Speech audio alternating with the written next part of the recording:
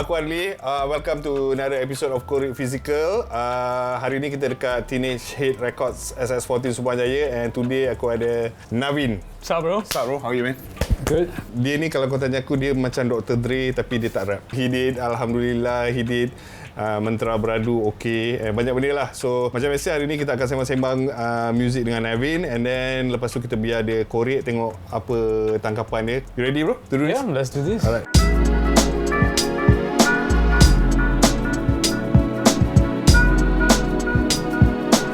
So, Navin, what's new with you? Yeah, I just baru habis lagu dengan Zizi Kirana. Okay. I think that be out hari ni.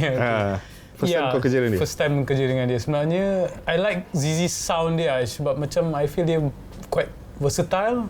Dia boleh nyanyi, boleh rap, dia boleh buat harmony, BV, macam-macam lah dia boleh buat. So dia macam bukan jenis yang tak nak buat. Dia macam, try macam ni, okay, try macam ni, try ni, okay. So it's quite interesting lah. And lagu baru ni pun macam different sikit lah daripada apa yang dia buat. So, different macam mana tu? Dia ada singing, melody, tapi dia punya rap pun macam it's a bit different from what she used to do. Content-wise, dia tak cerita-cerita bodoh-bodoh macam tu lah kan. She's like something substantial to dia punya life. So banyak orang they do song macam kau tulis, kau rap lah macam ni, kau rap lah macam tu kan. Tapi dia as a artist, dia kadang-kadang kena relate juga. Dia kena resonate dengan karakter artis tu sebenarnya. So I think she finally macam dapat peluang untuk be free in what she wants to do. That's why I feel it's an interesting record. Sound dia pun macam pelik sikit. Dia macam ada joget-joget Nusantara, hip-hop, trap. Tak tahulah, aku tak tahu apa dia genre dia. Okay. But it's fun lah. Apa tajuk dia? EH je? Okay. Dan Aman Ramnya, sebab hari tu aku sembang dengan dia, the pressure, working on the follow-up, apa semua tu. Pressure juga sebab dia. Sebelum ni kalau if you ask any rapper first album, dia orang tulis je apa dia rasa, dia tulis je kan. Dia tulis, okay, ni je aku nak. This is my first album. But usually when it comes to second album, artists will be like, okay, we have to be more structured Kena tak boleh main hantam je kan. So I think that's the pressure for both of us, tapi in a good way I guess. And the day kita must have fun making it lah. So at this point dah ada like macam kita dah ada on how the album is going to sound like. 10 demo kita dah buat dah. I think we spend about 1 month just datang studio, kau ada idea. Dia macam ada lagi 4 line ke macam tu.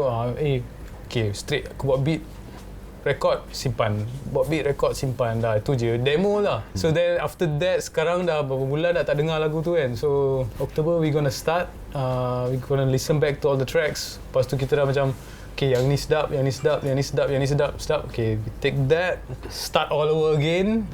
So then probably that way we will have more structured Bukan macam kompulsif Kompulsif meaning lagu ni sedap semua lagu kau buat mesti sedap kan. So betul. Lepas 1 tahun kau dengar ini tak sedap ini tak sedap kan. So we want to avoid that feeling So tu pasal kita dah start pre-pro 3 bulan lepas, dah buat, okay, kita biar je. Okay, sekarang kita dengar balik, okay, yang ni relevan, yang ni relevan, ni tak relevan.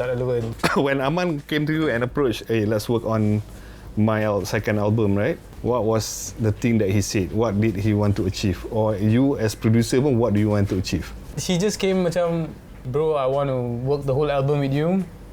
Like 10 songs, let's do it from scratch. And tak ada apa-apa, tak ada idea. Okay, duduk. Okay, kau rasa macam nak tulis pasal apa? Ni lah idea aku kan. Okay, tu idea kau. So aku cari sound yang boleh relate dengan dia punya idea tu. So kita feel macam that is more natural way of working. Tak payah nak set sangat, just have the idea, the direction. So that way kita tak ada restriction After kau macam you were like Moe. Why? I was working in Malik that time kan. So time tu lepas we were working on few new songs macam Senyum, Perang Dah Tamat. After that there was like a slight disagreement with me and Malik so that time, so kita pun macam it's best that we just focus on the whole thing, which is good sebab lepas tu macam lost juga Tapi dalam lost tu, I can find myself in the sense of, okay, baru time tu saya dapat set up my own studio. So things kind of happen for a reason lah. So bila dah set up studio sendiri, first 4 years pun memang struggle lah. Aku tak buat apa-apa yang chart topping ke apa-apa kan. I was working on few hip hop records at that time. Then I think Amboi kind of hit the chart lah. So lepas tu dah busy sikit lah. So Amboi technically was the song yang macam the turning point. Yeah. Actually Amboi tu pun beat lama sebenarnya. Amboi I made the beat in 2013 for a Tamil rap group. Oh, okay. Tapi dia reject lagu tu. Oh yeah. Mesti menyesal sekarang. Ahmad call aku cakap, kau ada lagu hantar. Aku compile lah 15 lagu kan, hantar kan. Cakap, banyak kau hantar kan. Tapi satu lagu tu lah yang dia cakap, ni sebab aku nak title nama lagu tu King Unta, aku letak nama lagu. King Unta lagu original dia macam naik unta kan. so dia pun macam okay. Then he wrote something kan. Lepas tu dia hantar macam, ini best ni kan. So that's it lah. Record lagu tu okay, Ahmad so is quite fun lah. Sebab dia bukan jenis yang micro managing lah. Dia cakap, kau buat apa kau nak. Dia macam last sebelum hantar mixing tu, dia tak dengar pun last edit aku buat. Dia percaya lah. Dia cakap, kau suka tak? Suka? Okey lah, hantar terus. Kau tak dengar? Tak apa, nanti aku dengar. Okay. Alhamdulillah tu macam mana sebenarnya? How did the song came about? Lagu tu kan, is luck lah sebenarnya. Actually, Damien, Mikhail, dia yang introduce Joe to me. So, one day kita tengah lepak studio lama dia. So, Joe just call as like, nak datang jumpa Damien lah. But I think Damien told Joe I got a new beat maker, like you should check him out. So time tu Joe datang studio, dia orang lepak jap, lepas tu we ended up in Damien punya apartment lah. So time tu Damien punya komputer aku dah set up Fruity Loops lah. Time tu Damien had to leave somewhere lah. So Joe macam, show me some of your beats lah. Cakap, I got no beats right now, but let's do one song now lah. Okay, jom lah. Pergi komputer, aku buat some beat tu, like we had this piano sample tu and kind of chopped it up a little bit. Made a basic beat lah. Lepas tu Joe took the song. Lepas tu I think dekat 6 bulan ke macam tu, tak dengar apa-apa kan. So I so macam forgot lah, terlupa kan. Dan suddenly dia call aku story, dia lagu dah siap, kau bawa track pergi studio, multi-track. Time tu aku tak tahu apa multi-track apa bro. Aku call him, bro, multi-track tu apa sebenarnya? Track by track.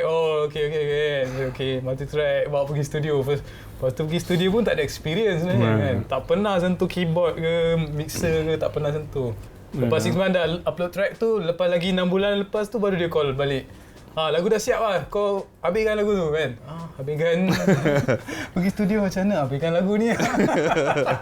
So kau learn on the fly lah. On the fly lah, kira luck lah tu kan. So kira I also didn't know the song was going to be big. Tapi yang most interesting tu lah, I tak charge pun Joe apa-apa kan. So lepas dia dah release about 1.5 years later, I think they hit platinum. Joe call me back, kau tak nak duit kau ke? Cakap dia, apa lah? Kau buat lagu aku, kau tak nak duit. Berapa lah kau charge? Cakap apa-apa lah Joe, whatever you give me okay lah. So first time kan, tak tahu pun apa rate market semua kan. So dia cakap, kau cakap lah satu price, tak boleh aku cakap apa-apa kan. Cakap, RM300 okay tak? Dia cakap, kau gila. Then cakap 500 lah. Tak boleh lah bro macam ni. 700 lah bro. Kau ni okay, I see you tomorrow lah. Jumpa kat Subang. Okay, jumpa kat Subang, datang cakap, dia bagi aku envelope. Bro, there's RM1,500 here. Ini allocated budget. This was 2003, 2004 kan. 2003 lah correct. Okay, thank you very much. That's the biggest money I've ever made kan. Tapi that's nice lah. That's very honest of him lah. So after Alhamdulillah, it triggered. After that was Reshmonu. Immediately after Alhamdulillah, 2004 was Reshmonu. Hey Wale Wale. Lepas tu Ali Fikir, Samsing dengan TikTok. After that was Rebirth Into Reality lah. That one you work on technically the whole album, right? 13 lagu. Almost the whole album. Time tu saya dah mula dig kan. So banyak sample saya ada kan. So producer lain semua tak ada sample. So aku setiap minggu aku hantar lagu. So I think at least I gave about 100 beats. But that was for me maybe yang paling banyak experience kat studio will be Rebirth Into Reality lah. Sebab 1 tahun kat studio. Setiap hari ada session. Lepas tu saya produce KLG Squad semua. Lepas tu banyak indie. Tak ada banyak album. Then came OK lah. OK pun is a turning point in my life lah. Sebab time tu aku tengah study IT. So dah habis higher diploma. Lepas tu that's the point lah, macam nak buat degree ke nak buat OK. So aku macam OK lah, degree boleh tunggu. OK tak boleh tunggu. How was the process like macam working on the album? Is it a studio album ke sama proses macam yang kau send beat and then tu ke you sit down together and like macam yang tu maybe kita sit down together more often lah, macam sebab Malik already had like an idea of the album. Dia dah ada stories lah, dia track 1 to track 10, actually 8 songs je lah. So dia dah okay, beat ni kita nak macam sound macam ni, beat ni kita nak, so more to conceptualizing dah dari awal dah buat dah. So saya pun spend banyak time kat rumah dia and also studio lah. So that was also an interesting experience lah, sebab it's Malik's first attempt to do a full Malay album. In a way stressful in the sense of ni okay ke tak ni kan. Macam time tu kita tak tahu yang macam mana market gonna respond to this. First 6 months lepas album release pun tak ada orang layan. Label pun macam tak tapi layan. dia release sendiri kan masa tu? First Yeah, time tu kita ada talk to one label lah. Dan dia macam ni not our label material lah. Yeah. Macam okay. Lepas tu kita release Mantra Beradu. Dia orang macam I think Maxis call dia macam, ni lagu kenapa tak ada dalam sistem? Terus datang lah dari label kan, cakap okay kita nak lagu kau, terus sign. Tapi that's the interesting thing lah, bila kita work on the album tak ada macam kita nak lagu ni commercial. I think that was the best part for me lah, sebab nowadays kalau you kerja kita kena ada satu lagu commercial kan, one radio song. Tapi time tu kita tak fikir pun macam lagu Mantra Beradu tu mana radio tu, lagu macam dark gila kan. So that was the part macam I felt like okay as a musician we get to express what we want to do rather than macam stuck I have to be radio friendly and if there's one thing yang orang tak tahu in terms of Malik punya work ethics, what would that thing be? He's of course he's committed 200% lah. He's in it lah. Dia macam dia akan dengar lagu tu repeat balik. Dia probably akan tulis balik. Dia akan record lah. Selalu dia tak happy dengan recording dia. So dia akan record balik, record sebab dia nak feel tu kan. So okay, tak feel lagi, tukar music. He already dah ada a certain blueprint lah. I wouldn't say fix. Ada lah, dia akan simpan subconscious lah. Okay, bila boleh pakai dia akan pakai lah. So that's why saya cakap dia macam 200% sebab he's always listening, always thinking macam mana lagu ni, macam mana lagu ni pergi kan. So and dia akan test dengan random people juga. So bila kau buat beats, right, how do you source for the inspiration, benda-benda kau nak sample tu? Kau pernah macam explore like macam klasik Malaysian punya recording punya, the 70s funk disco? Ada yang lagu Mantra Beradu tu, lagu Sweet September. The sample tu. To me, aku rasa macam one of the things yang Malaysian hip hop tak nail down lagi, right, is to like macam to sample. Aku dah banyak kali tanya member aku kat RTM lah. Cakap, aku buat pendrive aku boleh aku curi semua kau punya. Sebab dia punya klasik FM tu. Itu dah cukup lah bro untuk for few generation sampling kan. Any lost albums lah? Yang macam lost songs. I mean, I'm sure there are a lot of like banyak juga. I mean, some of Malik's songs pun still under my archive lah. Tak pernah release ah? Tak pernah release.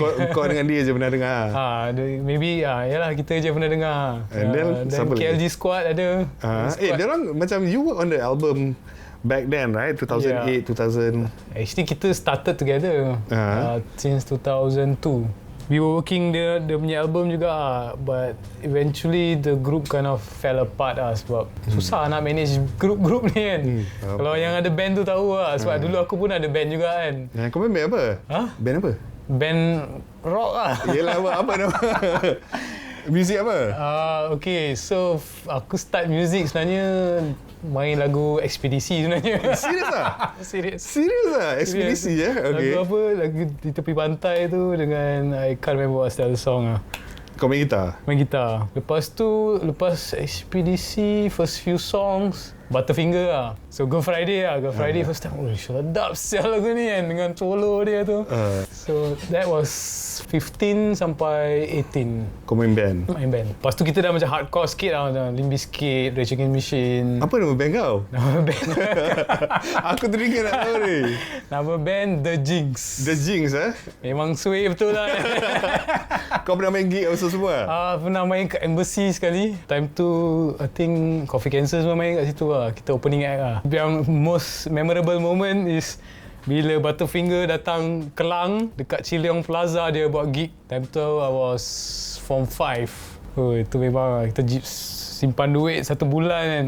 RM25 kot time tu. Just to watch lah. Cakap, oh Amos siap kat depan aku. Lock weh, gila lah. And tengok cari apa note dia main. After 18 years old, band dah Yelah, masing-masing dah jumpa. tak ada komitmen lah sebab saya nak buat lagu saya sendiri. Band nak main lagu cover je. So for me was like konflik lah. Dia orang macam can't get along already kan. Direction lain. So that's the time saya discover True Balance sebab dia dah kenal Damien. Yang Damien buat lagu semua pakai PlayStation. Kalau for your information, Anak Ayam was made on PlayStation lah. Yes. So macam macam mana saya dia buat lagu pakai PlayStation kan. So I cari lah software. So tak jumpa. Tapi aku jumpa Fruity Loops 2 kat Mcop Mall. Time tu tak ada duit pun nak beli CD kan. So pinjam duit kawan lah beli kan. So beli, then I try lah eksperimen lah. Lepas tu lah bila dah ada few beats dan Balance cakap come meet Damien. So aku main lah lagu beat aku kat Damien semua. Cakap you got something lah, just keep doing lah. Okay, lepas ni kita sambung. Kita akan tanya Navin dia punya first kaset dia beli, first music crush and banyak lagi first.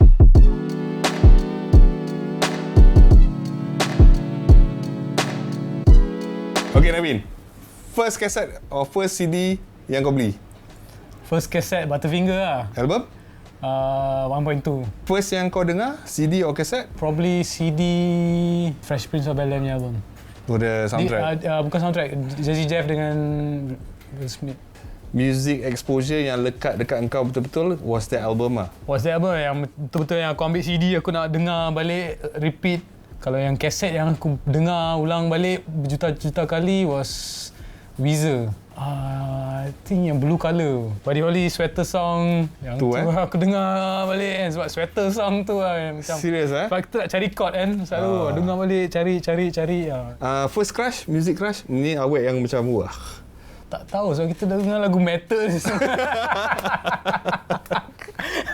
Kau punya first studio session? First studio session was Tek Tarik Crew punya second album. So time tu before I met Joe, Balan was close to Ultimate lah. Actually the whole Tek Tarik Crew lah. So dia macam cuma Ultimate ajak kita pergi studio. So kita macam shit man, first time pergi studio ni kan. Dia both was excited lah. Kita pergi studio and tengok macam mana dia record. Lepas tu dia, I think one of the song suara kita pun ada kat dalam macam backup lah, macam crowd lah tengah nyanyi kat belakang. That was the first time lah macam tengok mixer semua. Tapi tak sentuh apa-apa lah, tangan macam ni je kan. Tamil hip hop scene macam mana? I mean Malaysian punya Tamil hip hop scene. How big it is? Dia punya following dia quite loyal juga. Walaupun population tak banyak, tapi easily kalau an artist back in the days lah, kalau sekarang tak CD sales lah tak ada lah, but at least you can sell 20 to 30,000 CDs easily. Macam Yogi B, Nacitra semua, I think they sold over 100,000 units lah. Are they still active recording, producing, releasing stuff? Not the old artists lah, but the new generation is quite big lah. Sebab Indian punya movie scene dah start absorbing hip-hop as an element in their movie. So setiap movie sekarang keluar mesti ada some hip-hop element or some rapper ke. So it's already like macam okay, this is a trend and this is important now. You were there during day one and then now you see the younger generation of Malaysian hip-hop as a whole. What do you think? I think starting memang kita pun rasa macam apa benda dia tengah buat ni kan. But I think as a producer, kalau kita terus hate macam tu susah. And kita pun kena macam bagi dia orang space for growth and to be themselves lah kan. So kita tak boleh hate lah, just gotta accept. Sebab semua music yang keluar macam trap pun, why it's called trap? And dia ada meaning dia because of the culture and lifestyle. So that's why that sound came about. So every sound, music, song ada dia punya own story lah kan. So I think is instead of being biased or hater macam mana kan, baik kita try to understand them lah. Okay, cool. Lepas ni kita akan biar Navin korek all the physical releases kat sini, tengok apa dia pilih. Kalau kita nak tribute ni, aku bagi tribute to James Brown lah bro. James Brown. But I think he's like the godfather of all modern music today lah. Anything that's danceable. Sebab era dia orang selalu berdiri macam ni, dia orang nyanyi macam tu kan. Tapi he broke the law and also because James Brown is like one of the craziest musicians to work with lah. Like dia tahu lah kalau drummer dia miss satu roll, dia akan tahu lah. Serius Dia akan tahu. And bila dia tengah nyanyi, tengah perform tu, dia akan pandang. Dia akan bagi potong gaji kau. Macam tu Macam tu punya, dia punya biografi dia gila lah. So band tu kena macam standby. Pusing kiri, pusing kanan, pergi depan, pergi belakang. Tu je dia punya instruction kan. And dia akan tunjuk tangan, tengok mata. When starting making hip hop music dulu, this guy from Cali saya hantar all my beats kan. Sebab aku sample semua kan. I was hoping dia macam dia akan excited. Tapi dia cakap, kau ni dari Malaysia. Kau sample macam let's say James Brown. Kau tahu tak apa James Brown ni? So aku macam, okay, aku tahu lah lagu kan. Aku tak faham apa dia try cakap kan. So then I slowly understood lah. Dia cakap, kita bila lahir je kita dah dengar lagu ni. 24 hours kat rumah ada orang main je funk records kan. Kau baru je dengar. Kau tak faham lagi apa soul music ni kan. So lepas tu baru aku macam, okay. So music hip hop ni bukan setakat kau ambil sample, kau chop letak kat dalam tu, letak beat dah siap. And so you have to have a musical sense lah. Dia kena ada soul dia kan. So after that I like, okay, then I macam dengar more soul records kan. So Fela Kuti, this is also another revolutionist I would say like dia macam fight for black people's rights and all. And this is Afro funk, good stuff. Banyak orang sample juga. Jill Scott Heron. So ni pun one of the main musicians, poet. I think he was more of a poet.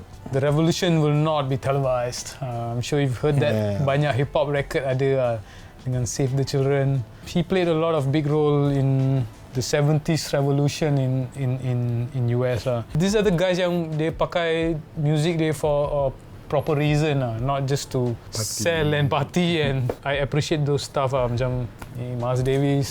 These are the records yang I enjoy listening to like sebab Miles Davis is also like James Brown. Memang gila nak kerja dengan dia Dia punya history dia jadi gila bro kerja dengan dia. Herbie Hancock, this is like the famous composer on the keys. Banyak hip hop record sample these guys like these guys put a foundation for hip hop music since the beginning like actually these are hip hop records actually Sandra ni gila juga dia composer yang out of the box Dia buat lagu pelik-pelik tapi aku suka juga dengan lagu pelik-pelik kan. Cosmic dia macam yelah dia ideologi dia cosmic music kan. So kalau free dengar aku Sandra.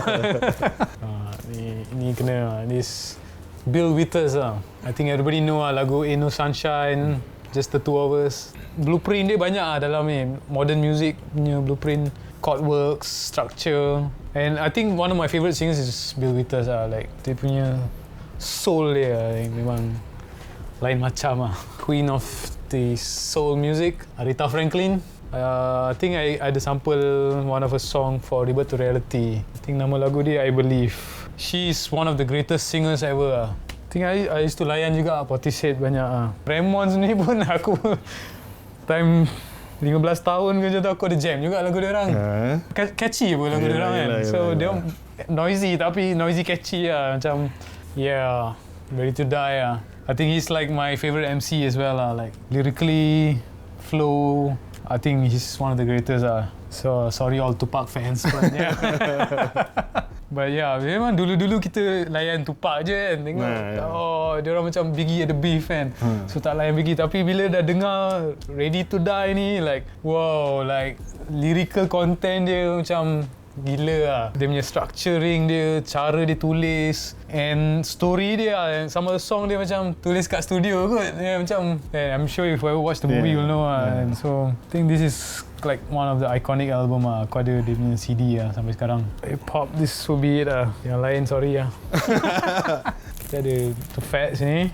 Yes, album yang kau ada 13 lagu dalam tu. Lagu apa Showtime, KL, Left to Right, Million Miles, Crazy 88, Mariposa, Cartelo Jam. Sini Snap, Hey Love, Dua Dunia, How Me Sexy. First lagu dangdut aku. I Believe. But I think my favorite song here will be Malaysia's Finest lah. Another favorite song will be KL lah for me lah. Dua Dunia? Dua Dunia okay lah. I mean, aku tak terfikir pun lagu tu Siti akan nyanyi. Lagu Siti pun last minute bro. Dia datang probably bila dah siap album ni.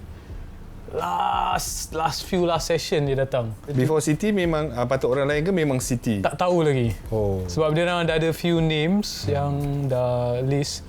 So dia orang tunggu siapa yang boleh commit lah. This is another one lah. My single TikTok Simpati. This was 2005 lah, 2004 kita record lagu ni. Diorang very energetic lah the studio lah.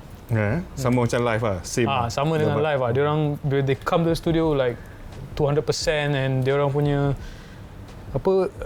work ethics dengan skill dia bagus lah. Time tu siapa Mo dengan Ultimate tengah manage band ni. Yelah. Powder Records kan. Ultimate kalau tak tahu dia orang, he was the manager tau. Angkat air semua untuk dia orang.